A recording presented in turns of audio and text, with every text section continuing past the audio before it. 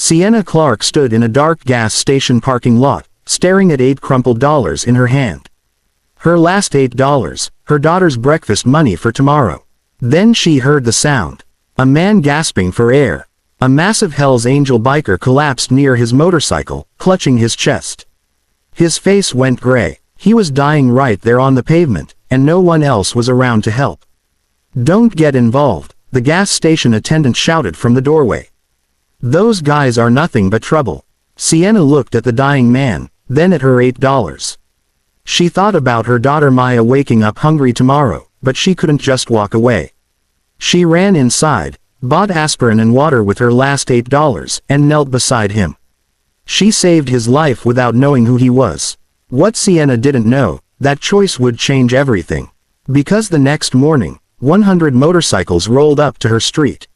"Let me take you back to the morning before that gas station before everything changed." Sienna's alarm went off at 500 a.m., like it did every single day. She dragged herself out of bed in the tiny apartment she shared with her 6-year-old daughter, Maya. The place was small, rundown in a neighborhood that had seen better days, but it was home. She walked into the kitchen and opened the cabinet.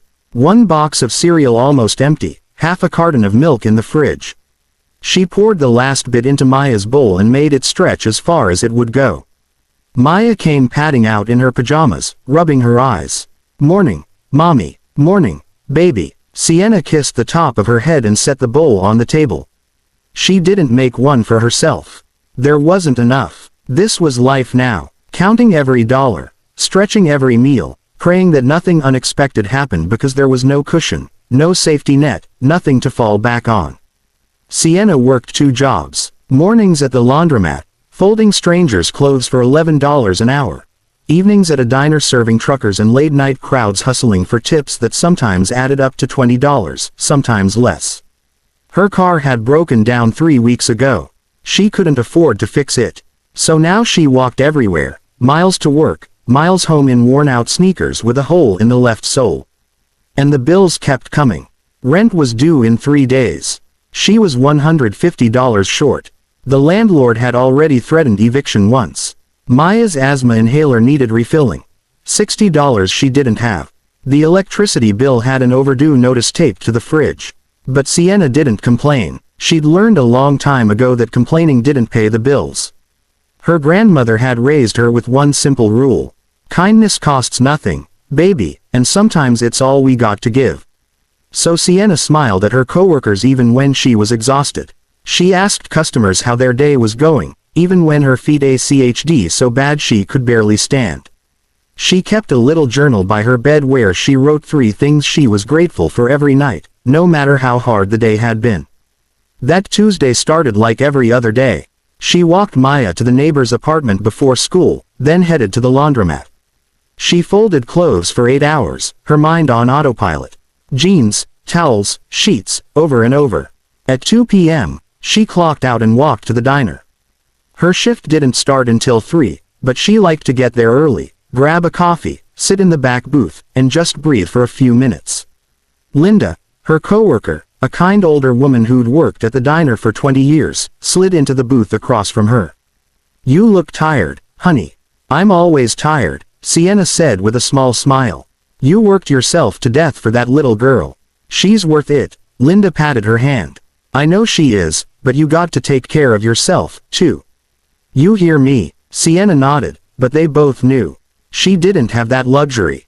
Her evening shift was busy. Truckers, a few families, some teenagers getting late-night fries. She smiled, took orders, refilled coffee cups, and kept moving. By 1000 p.m., when her shift ended, her tips added up to $23. She sat in the back room counting the cash on the table. $23 in tips, plus the $847 she'd had left from yesterday. $3,147 total. She needed to keep enough for the bus to work tomorrow. 47. That left her with $31. She tucked 23 away for rent. That left $8 for Maya's breakfast and maybe something small for dinner tomorrow night. $8. She folded the bills carefully and put them in her pocket. Then she started the 2-mile walk home. It was late. The streets were quiet. Sienna was exhausted, but she kept her head up and kept moving. She decided to cut through the gas station parking lot on her way. There was a restroom there, and she needed to stop. That's when everything changed. That's when she heard the man gasping for air. And in that moment, Sienna Clark had a choice to make. A choice that would cost her everything she had. A choice that would save a life. A choice that would reveal who she really was when no one was watching. She had no idea that this one decision would change her life forever. Sienna pushed open the gas station restroom door and stepped back outside into the parking lot. The fluorescent lights overhead flickered and buzzed. It was just past 11 p.m. and the place was almost empty. That's when she saw him. A man, massive, probably 6'3" with a thick gray beard and arms covered in tattoos, leaned against a chrome motorcycle under one of the lights. He wore a black leather vest with patches all over it. Hell's Angels. Even from a distance, Sienna could see the skull logo. She'd heard stories about guys like him. Everyone had dangerous criminal. Stay away. She started walking toward the street, minding her own business. Then the man stumbled, his hand shot to his chest, his face twisted in pain. He dropped to one knee, gasping. Sienna stopped. The man collapsed onto the pavement, flat on his back. His breathing came in short, desperate bursts. His lips were turning blue. She stood there, frozen. Every instinct screamed at her to keep walking. This wasn't her problem. She had Maya to think about. She had enough trouble in her own life. But then she heard it, a sound that made her blood run cold. The man wasn't breathing anymore. His chest had stopped moving. "Hey!" Sienna shouted toward the gas station. "Hey! Someone call 911. The attendant, a white guy in his 30s, stepped outside with a cigarette in his hand. He looked at the man on the ground, then at Sienna. "Lady, you crazy. That's a Hell's Angel. Leave him alone. He's probably high on something. He's having a heart attack," Sienna said, her voice rising. The attendant shrugged. "Not our problem. Those guys are nothing but trouble. Trust me, you don't want to get involved." An older man, maybe 60, white, wearing a trucker hat, walked out of the store with a bag of chips. He saw the scene and shook his head. He walked over to Sienna and grabbed her arm gently. "Miss, listen to me. Don't get involved. People like that, they're dangerous. You've got a kid to think about, don't you? I can tell. Just walk away." Sienna pulled her arm back. "A man is dying." The trucker shook his head again, muttered something under his breath, and walked to his car. He drove off without looking back. Sienna stood there alone in the parking lot. The attendant went back inside, leaving her with the dying man. She looked down at him. His chest wasn't moving. His face was gray. She thought about her grandmother. Years ago, her grandmother had collapsed on a city sidewalk. A stroke. People walked past her. No one stopped. By the time someone finally called for help, it was too late. Sienna had been 12 years old when she got that phone call. She'd never forgotten it. She dropped to her knees beside the man. Sir, can you hear me?" His eyes fluttered open just barely. He tried to speak, but only a wheeze came out. "Heart meds. Forgot." Sienna pulled out her phone. 1 bar of signal, 10% battery. She dialed 911. The call dropped. Damn it. She stood up and ran toward the gas station. She burst through the door. "Call an ambulance right now. He's dying out there." The attendant rolled his eyes, but picked up the phone behind the counter. Sienna didn't wait. She scanned the shelves, grabbed a bottle of aspirin and a bottle of water. She ran to the counter, and slammed them down. "How much?" $650. She pulled the $8 from her pocket. Maya's breakfast money, and handed it over. The attendant gave her a $1.50 in change. She didn't wait for a receipt. She ran back outside. The man was still on the ground, barely conscious. Sienna twisted the cap off the aspirin bottle, shook 2 tablets into her hand, opened the water, and knelt beside him. Hey, look at me. I need you to chew these. Can you do that?" He opened his mouth weakly. She placed the tablets on his tongue. "Chew. Come on." He chewed slowly, wincing. She held the water bottle to his lips and he took a small sip. "Help is coming," she said, her hand on his shoulder. "You're going to be okay. Just stay with me." His hand reached up and grabbed hers. His grip was weak, but it was there. "What's your name?" he whispered, his voice barely audible. "Sienna. Sienna Clark. Sienna," he coughed. You saved my life." "Not yet, but I'm trying." In the distance, sirens wailed. They were getting closer. Then, out of nowhere, another motorcycle roared into the parking lot. A younger guy, maybe 30, also wearing a vest, jumped off and ran over. "Hawk. Oh my God, Hawk." He dropped to his knees on the other side of the man. He looked at Sienna, his eyes wide with shock. You helped him. He needed help," Sienna said simply. The younger guy stared at her like she'd just done something impossible. "Most people cross the street when they see us."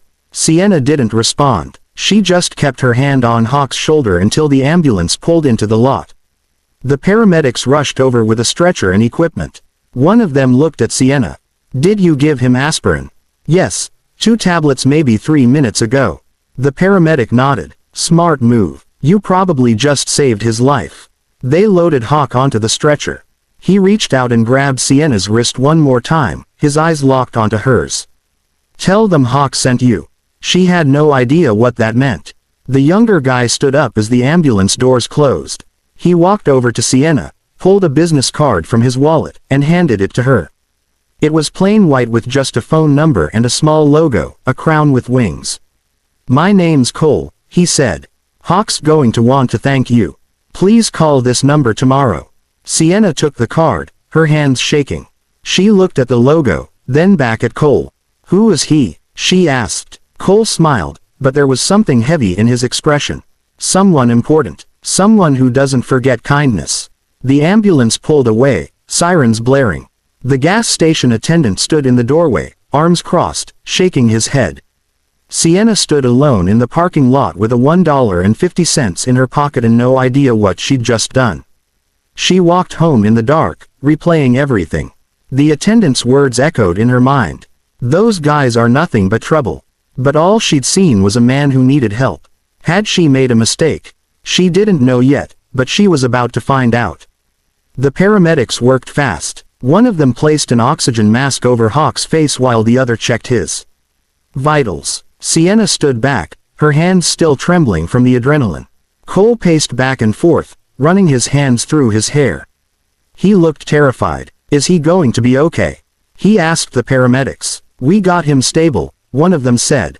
"But if this lady hadn't given him aspirin when she did, we'd be having a very different conversation right now."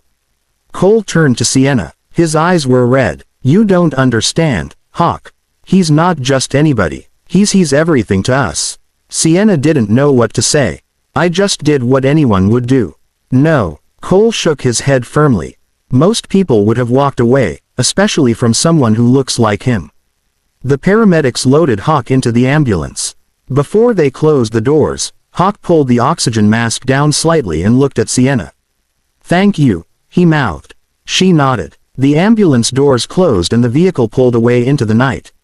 Cole stood there for a moment, watching it disappear. Then he turned back to Sienna. "You got kids?" The question caught her off guard. "Yeah, a daughter, Maya. She's 6. What's your situation? Are you working?" Sienna hesitated. She didn't know this man, but something about the way he asked, gentle, genuine, made her answer. "2 jobs. We're managing." Cole looked down at her shoes, the hole in the left sole, her worn jeans, the exhaustion written all over her face. "Yeah," he said quietly. "I bet." He pulled out his wallet. It was thick with cash. He started counting bills. "Let me give you something for the aspirin, for your time, for what you did." Sienna stepped back. "No, please." "I said no." Her voice was firm. "I didn't do it for money." Cole stopped. He stared at her for a long moment. "Then why?" "Because he needed help. That's it." Cole slowly put his wallet away. He studied her face like he was trying to memorize it. Then he reached into his pocket and pulled out a business card, the same one he'd shown her before. Plain white phone number, crown with wings logo. "Hawk's going to want to thank you himself," Cole said. "Tomorrow afternoon, please call this number." Sienna took the card, planning to throw it away the moment she got home. "I'll think about it, please," Cole said again. There was something almost desperate in his voice. Just call. That's all I'm asking. She nodded, slipping the card into her pocket. Cole got on his motorcycle. Before he rode off, he looked back at her one more time. You're a good person, Sienna Clark. Don't ever let anyone tell you differently. Then he was gone. Sienna stood alone in the gas station parking lot. The attendant had gone back inside. The fluorescent lights buzzed overhead. Everything felt surreal, like she'd just stepped out of a dream. She started walking home. 2 miles in the dark with a $150 in her pocket. Her mind raced the entire way. What had just happened? Who was Hawk? Why did Cole look at her like she'd done something extraordinary? All she'd done was help someone. But the way they reacted, it was like no one had ever helped them before. She thought about the attendant's warning. Those guys are nothing but trouble. She thought about the trucker who told her to walk away. Maybe they were right. Maybe she just made a huge mistake. Maybe tomorrow she'd wake up and regret everything. But she couldn't shake the image of Hawk lying on that pavement, his chest not moving, his face turning gray. If she'd walked away, he'd be dead. That was the truth, and she didn't know how to regret saving someone's life. By the time she got home, it was nearly 1 a.m. Her neighbor, Mrs. Lane, an older woman who watched Maya when Sienna worked late, was asleep on the couch with Maya curled up beside her. Sienna gently shook Mrs. Lane awake. I'm home. Thank you so much, Mrs. Lane nodded groggy and shuffled out. Sienna carefully lifted Maya and carried her to bed. Maya stirred slightly. Mommy, shush. Go back to sleep, baby. I love you, Mommy. I love you, too. Sienna tucked the blanket around her daughter and kissed her forehead. Then, she walked back to the kitchen and sat down at the small table. She pulled the business card out of her pocket and stared at it. The Crown with Wings logo glinted under the dim overhead light. She turned it over. Nothing on the back, just a phone number. Who were these people? She looked at the $150 sitting on the table. Tomorrow, Maya would wake up and ask for breakfast, and Sienna would have to tell her they'd have crackers and the last banana, nothing else, because she'd spent her last $8 on a stranger.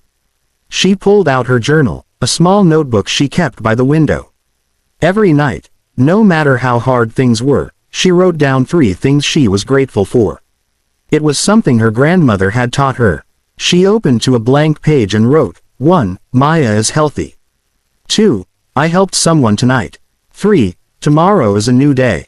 She closed the journal and looked at the business card again. She set it on the nightstand beside her bed. Then she lay down, exhausted, and closed her eyes. She had no idea what tomorrow would bring. She had no idea that across town in a hospital room, Hawk was telling Cole to gather everyone. She had no idea that her name was being spoken in rooms she'd never seen by people she'd never met. She had no idea that her life was about to change in ways she couldn't even imagine. All she knew was that she'd done the right thing. And sometimes that's all you can do, even when it costs you everything. Sienna's alarm went off at 5 a.m. Just like always, she dragged herself out of bed, her body aching from the long day before. She walked into the kitchen and opened the cabinet. 1 banana, a handful of crackers. That was it. She split the banana in half, arranged the crackers on a plate, and poured a glass of water. Maya came padding out in her pajamas, rubbing her eyes. Morning, Mommy. What's for breakfast? A special breakfast today, baby. Sienna forced a smile. Banana and crackers, your favorite. Maya didn't complain. She never did. She climbed into her chair and started eating. Sienna didn't make anything for herself. There wasn't enough. She sat across from Maya, watching her eat, trying not to think about how empty the cabinets were. Trying not to think about the $8 she'd spent last night. Then came a knock at the door. Sienna frowned. It was barely 700 a.m. Who would be knocking this early? She opened the door. Mrs. Johnson stood there. Her neighbor, a black woman in her 60s who'd lived on this street for 30 years. She had her arms crossed and a deep frown on her face. See baby, Mrs. Johnson said, her voice tight. We need to talk. Good morning, Mrs. Johnson. Is everything okay? Mrs. Johnson stepped closer and lowered her voice. I heard you helped one of those biker thugs last night. One of those Hell's Angels. Sienna's stomach dropped. How did she know? He was having a heart attack, Mrs. Johnson. I had to. Child, those Hell's Angels are criminals. Mrs. Johnson cut her off. Drugs, violence, all kinds of mess. What were you thinking? You got Maya to think about. He was a human being who needed help. Sienna said, her voice steady but quiet. That's all I saw. Mrs. Johnson shook her head, disappointment written all over her face. You're too kind for your own good, Sienna. That kindness is going to get you hurt one day. Mark my words. She turned and walked back to her apartment, leaving Sienna standing in the doorway. Sienna closed the door slowly and leaned against it. Her hands were shaking. Had she made a mistake? She looked at Maya, still eating her crackers, completely unaware of the conversation that had just happened. Sienna forced herself to breathe. Finish up, baby. Time to get ready for school. At the laundromat, Sienna folded clothes on autopilot. Her mind kept replaying Mrs. Johnson's words. That kindness is going to get you hurt. Linda, her coworker, noticed. She walked over and sat down beside Sienna. You okay, honey? You look like you didn't sleep. Sienna hesitated, then told her everything. The gas station, the biker, the heart attack. Using her last $8. Linda's eyes went wide. You helped a Hell's Angel. Girl, you're braver than me. Or stupider, Sienna muttered. According to Mrs. Johnson, Linda reached over and squeezed her hand. Baby, you did what your heart told you to do. Don't let anyone make you feel bad about that. But what if she's right? What if I brought trouble into my life? Linda looked her in the eye. You saved a man's life, Sienna. That's never the wrong thing to do. Sienna wanted to believe her, but doubt gnawed at her. During her break, she pulled out the business card. She stared at the Crown with Wings logo, turning it over in her fingers. She pulled out her phone and typed a text message to the number on the card. Hi, this is Sienna Clark. Cole gave me this number. She hit send before she could change her mind. Within seconds, her phone rang. She stared at the screen. Unknown number. She let it go to voicemail. A minute later, she listened to the message. Sienna, it's Cole. Hawk wants to meet you today. Can you come to Murphy's Diner on 5th Street at 3 p.m.? It's important, please. Sienna's heart pounded. Linda leaned over. What did they say? They want to meet me this afternoon. Then go, Linda said. What's the worst that could happen? Free coffee. Sienna tried to smile, but her stomach was in knots. She was off work at 2 p.m. She could make it to the diner by 3. But what would people think? What would Mrs. Johnson say if she found out? What if this really was a mistake? As she left the laundromat that afternoon, she noticed something. 2 motorcycles parked across the street. 2 men in vests watching. When she looked at them, they nodded respectfully. Then they rode off. Sienna stood on the sidewalk, her heart racing. What had she walked into? And more importantly, could she walk back out? Sienna took the bus to 5th Street. Her hands wouldn't stop shaking. As the bus turned the corner, she saw them. Motorcycles. Dozens of them parked in perfect rows outside Murphy's Diner. Chrome gleaming in the afternoon sun.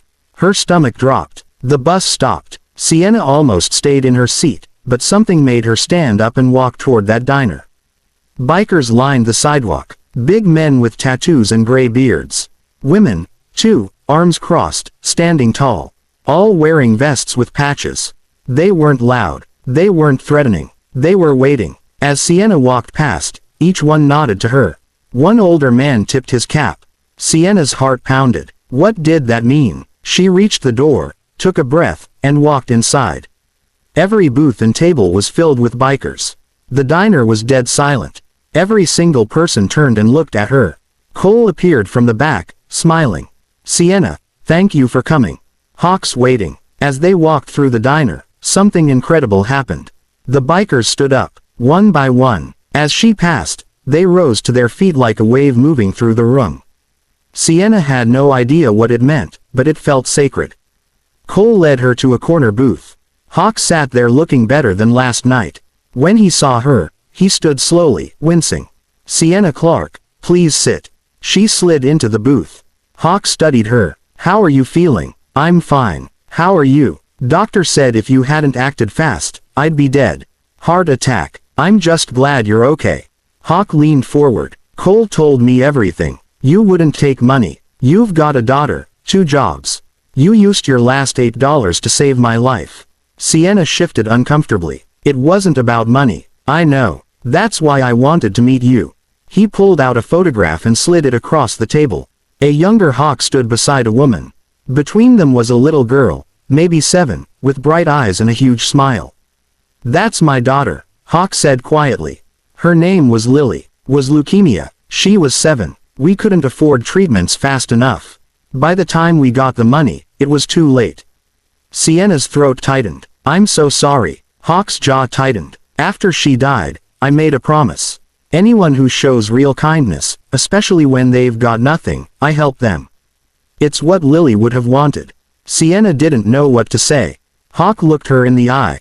Tomorrow morning, something's going to happen.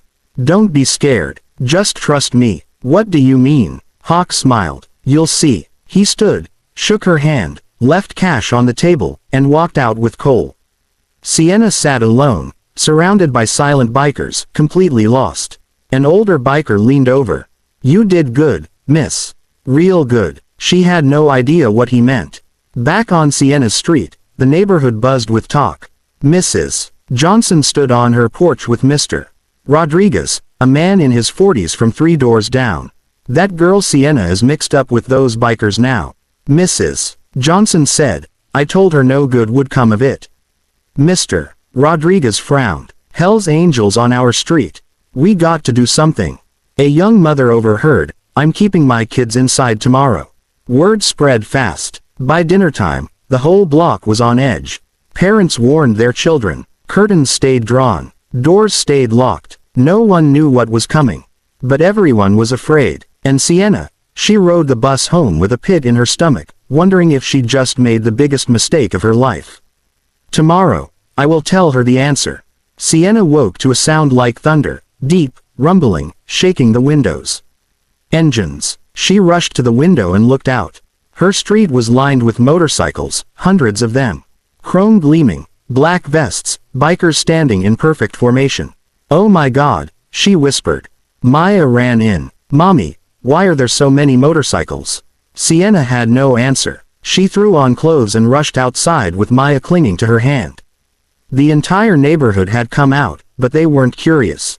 They were terrified. Windows slammed shut, doors locked, parents pulled children inside. Mrs. Johnson stood on her porch with her phone. Yes, police. There's a gang on our street. Mr. Rodriguez ran towards Sienna, face red with anger. Sienna, what did you do? Why are they here? You brought a gang to our street. Our kids live here. Other neighbors gathered, voices rising. What were you thinking? I told you, Mrs. Johnson shouted. I warned you. The crowd pressed closer, angry faces, pointing fingers. Maya started crying. Mommy, I'm scared. Sienna pulled her close, hands shaking. It's okay, baby. But she didn't know if it was. Cole stepped forward, hands raised. Folks, we're not here to cause trouble. Then why are you here, Mr. Rodriguez shouted. We're here to help one of your own. Sienna saved a life 2 nights ago. Now we're here to save hers. Silence. A trailer truck pulled up. Bikers started unloading boxes. Cole turned to the crowd. My name is Cole. I'm a volunteer with Lily's Legacy, a nonprofit that helps struggling families. Nonprofit, someone muttered, skeptical. Hawk, the man Sienna saved is our founder. He started Lily's Legacy after his daughter died of leukemia. We've helped over 3,000 families in 20 years. We raise money, build homes, and pay medical bills. Mr. Rodriguez's face changed. Wait, Lily's Legacy. You helped my cousin in Detroit. Miguel Rodriguez, veteran with PTSD. You paid for his therapy. Cole nodded. A woman gasped. You paid for my son's heart surgery 2 years ago. Another voice. You saved my grandmother's house from foreclosure. The atmosphere shifted. Fear turned to understanding. Mrs. Johnson's hand covered her mouth. Lord, we judged you all wrong. Hawk stepped out of the truck, moving slowly. The crowd parted as he walked toward Sienna. He turned to face the neighbors. I get it, Hawk said. You saw the jackets, the bikes, the tattoos. You got scared. That's human. He pointed to Sienna, but this woman didn't see any of that. She saw a man dying and used her last $8, her daughter's breakfast money, to save my life. Complete silence. She didn't know who I was. I didn't care. She just saw a human being who needed help. That's the world I'm trying to build, where people see people, not stereotypes. Mr. Williams, an elderly black man who'd lived here 40 years, stepped forward with wet eyes. I judged you by your jacket, not your heart. I was wrong. I'm sorry. He extended his hand. Hawk shook it. We all make mistakes, sir. One by one, neighbors approached, apologizing. Thanks. Shaking hands, Mr. Rodriguez walked to Sienna.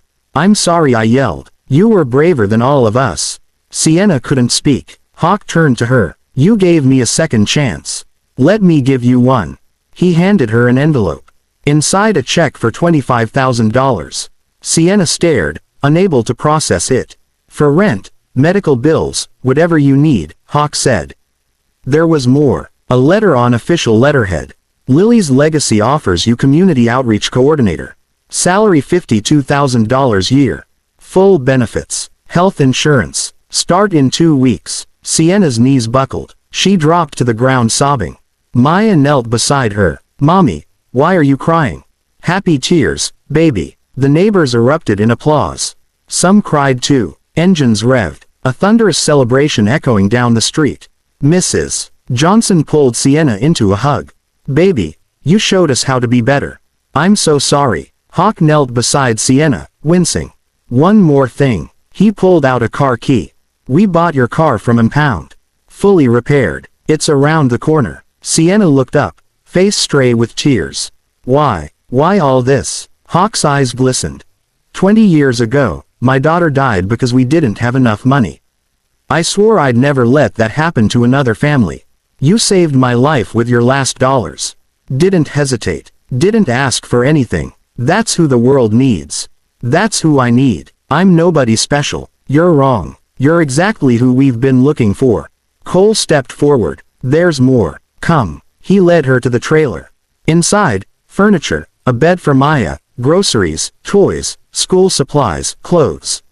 Sienna laughed through tears, disbelief and joy mixing.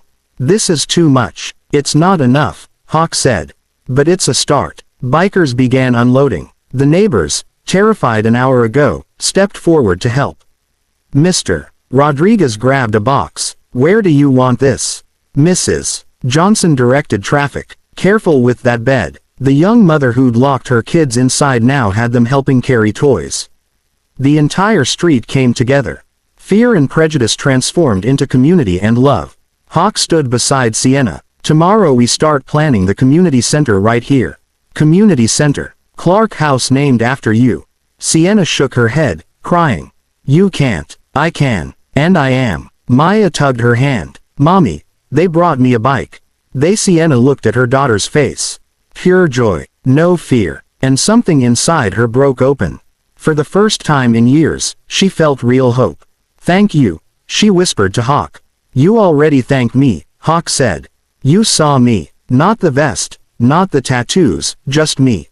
That's all I needed. By noon, Sienna's apartment looked like a completely different place. The old sagging couch was gone, replaced by a sturdy new one with soft cushions.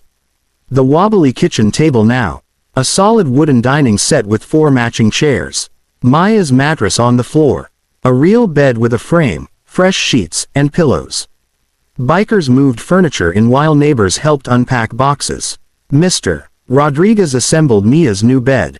Mrs. Johnson organized the kitchen cabinets with new plates and glasses. Maya ran from room to room, eyes wide with wonder. Mommy, look, I have a real desk and books and toys. Sienna stood in the middle of it all, overwhelmed. Hawk sat down on the new couch and patted the spot beside him. Sit, let's talk. Sienna sat still in shock. I want to explain the job, Hawk said. What we'd need from you. I'll do anything, Sienna said. I just want to help. Hawk smiled. We get hundreds of requests every month. Single moms, veterans, families who can't afford medical care. I need someone who understands struggle, who can look someone in the eye and see their heart. That's me. I know. That's why you're hired. He pulled out a folder with blueprints inside.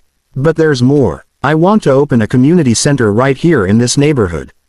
Sienna's eyes widened as she looked at the drawings. Here, why not? This is where people need it most.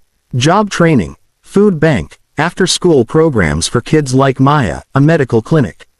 That's incredible. Hawk pointed to the top of the blueprint.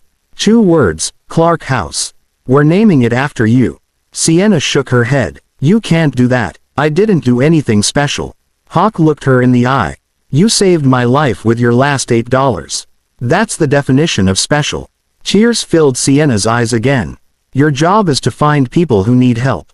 Hawk continued. You'll visit families, review applications, connect them with resources. Everything you went through, that pain you felt trying to make ends meet, that's your superpower now because you know exactly what they're going through. Sienna nodded, wiping her eyes. When do I start? 2 weeks. That gives you time to quit your other jobs and settle in. Hawk pulled out a benefits packet. Health insurance starts on day 1. Covers everything, including Maya's asthma medication. Completely. Sienna's breath caught. Completely. No co-pays, no deductibles. You'll never have to choose between her inhaler and groceries again. She broke down sobbing. Hawk waited patiently until she could breathe again. There's one more thing, he said. He pulled out a vest. Not a Hells Angels vest, but a volunteer vest for Lily's legacy. The crown with wings embroidered on the back. You're one of us now. Family. Sienna took the vest with shaking hands. She put it on and looked in the mirror hanging on the wall. She barely recognized herself, but in a good way. Your first job, Hawk said. Find someone in this neighborhood who needs help. Use those same instincts that saved me. Then we'll help them together. Sienna thought for only a second. Mrs. Patterson, 3 doors down. She's 80, can't afford her heart medication. I've seen her cutting pills in half to make them last.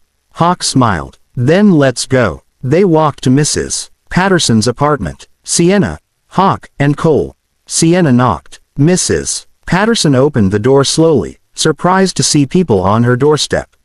Sienna, what's going on, dear? Mrs. Patterson, I'd like you to meet some friends. We're here to help. They sat in Mrs. Patterson's small living room. Hawk explained Lily's legacy while the elderly woman listened, tears forming in her eyes. Ma'am, what do you need most right now? Hawk asked. Mrs. Patterson's voice shook. My heart medication. I can't afford it anymore. I've been cutting the pills in half, but I'm almost out. Hawk pulled out his phone and made a call. We'll have your prescription filled and delivered today. Full 3-month supply, no cost to you. Mrs. Patterson grabbed Sienna's hand. You did this for me. We did this, Sienna said.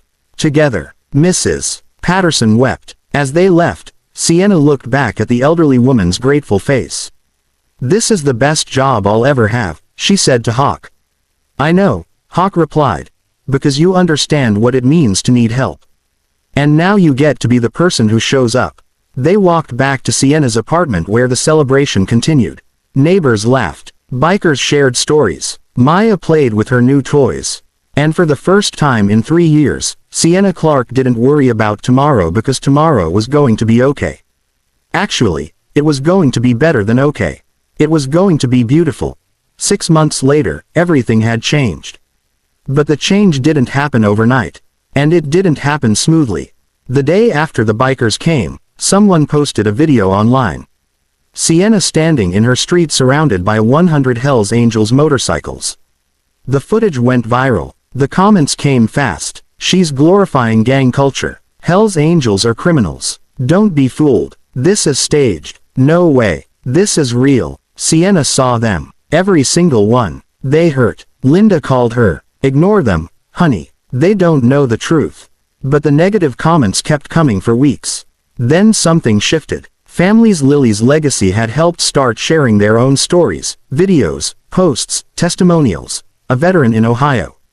They gave me housing when I had nothing. A single mother in Pennsylvania. They paid for my daughter's surgery. She's alive because of them. An elderly man in Michigan.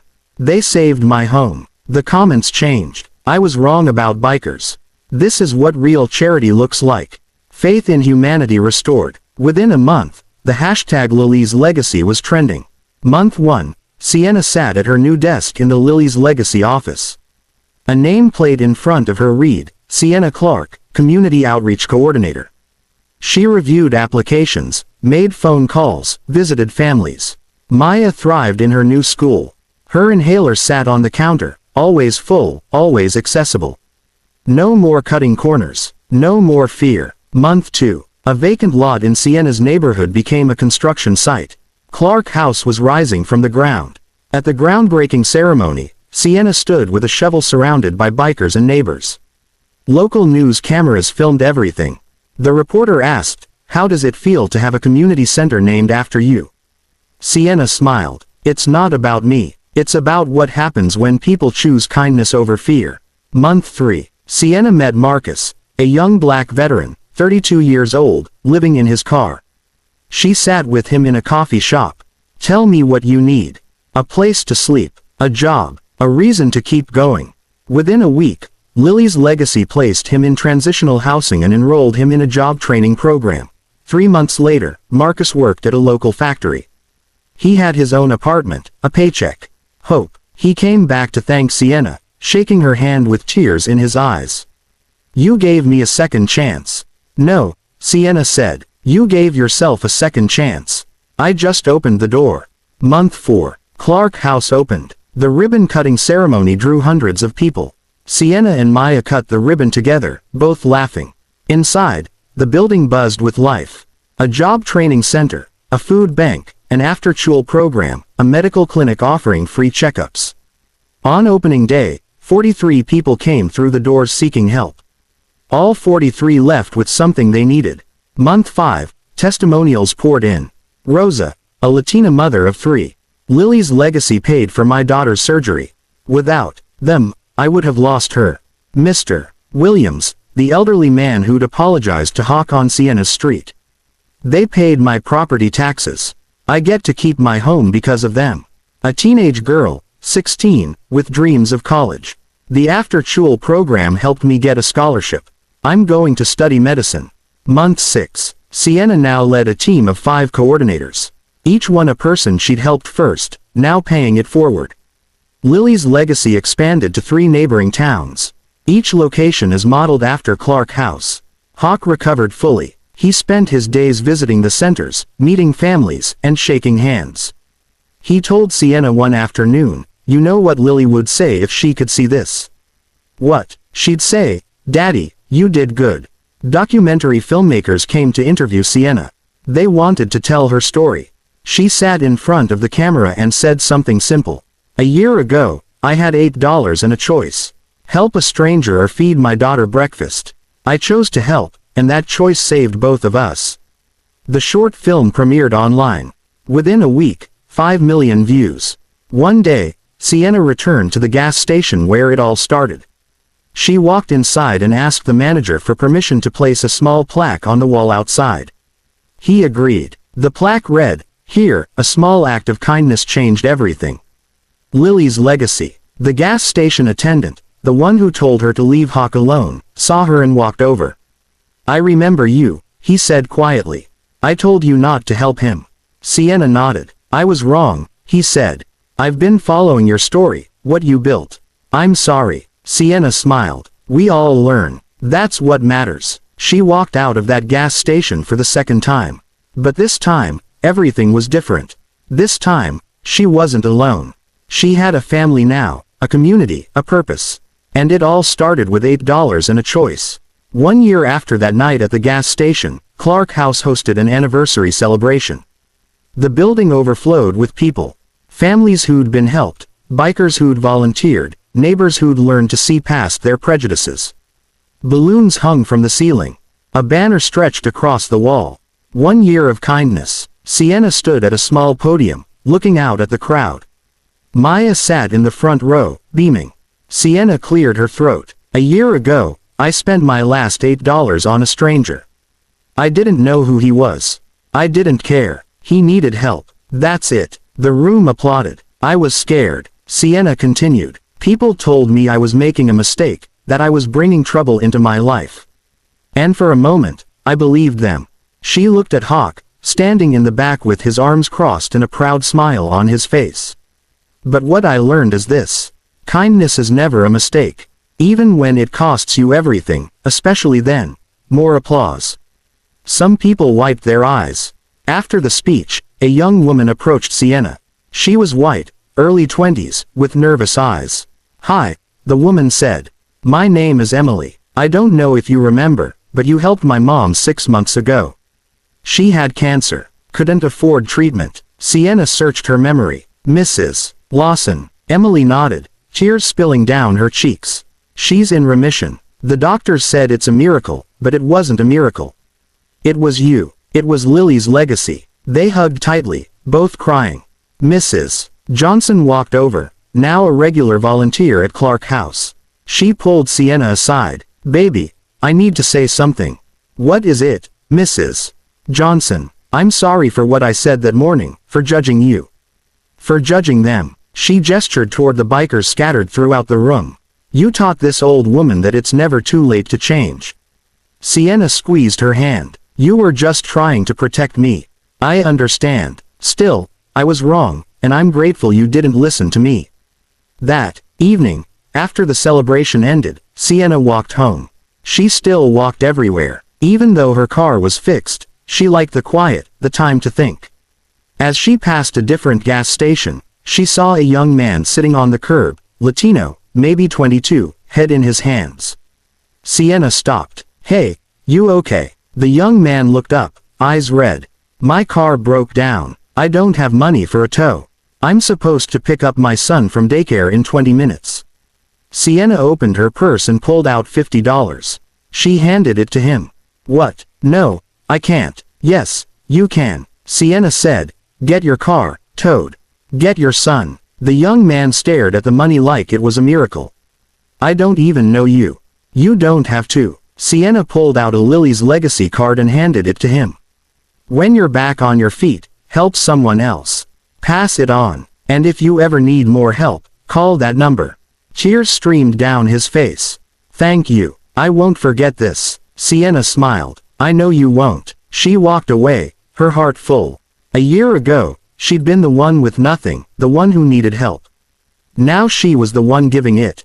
The cycle continued. Kindness creates more kindness. And somewhere Sienna knew Lily was watching, smiling, proud.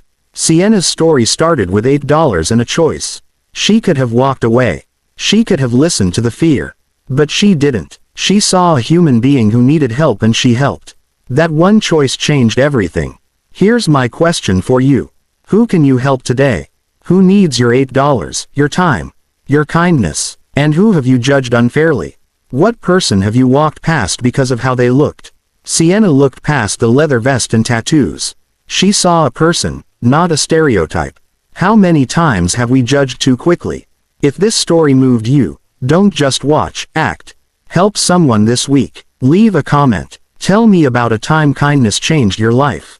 If you believe in second chances and communities lifting each other up, hit that like button. Subscribe. Share this story because the more people who see this, the more kindness spreads. Now go be someone, Sienna.